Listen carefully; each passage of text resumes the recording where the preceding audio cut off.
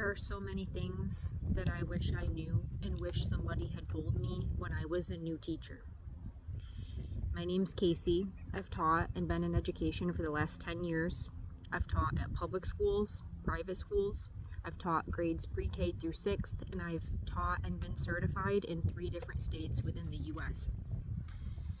And here's some things that I wish I knew as a new teacher that I wish someone had told me. Number 1, it's okay to say no, and it's okay to set a boundary. So what I mean by that is boundaries in general. So whether that be with parents, admin, your coworkers, whatever that looks like, it's okay to set a boundary and say no, or to not participate in something, or to not give information about something. So I'll tell you a little story that goes along with this. So when I lived in Ohio, this was my 3rd year teaching, so I was still a fairly new teacher at this point. I was teaching 3rd grade. We had just moved to Ohio from upstate New York, where I'm originally from. And my first year at this new school, it was a private school, I got a student that had a very difficult parent.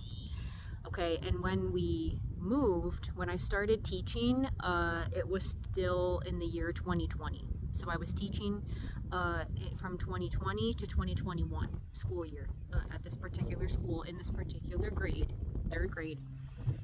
And, things got just really wild like in 2020. So it was just an interesting school year. We were doing a hybrid teaching model, so I had students in my class physically at the school in the classroom, and then I also had to teach students online.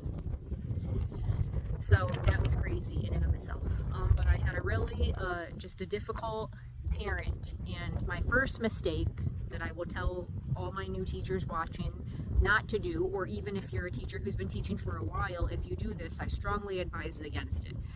Do not give parents your personal cell phone number. Okay, I did this with this particular parent, and I regretted it deeply. All right, this lady, she called me at my house at 8 o'clock at night when I'm trying to put my children to bed. I had 2 children at this point in time. She would call me multiple times a week. Not only that, she was emailing me every single day, sometimes multiple times a day, and expecting me to respond within like the hour of her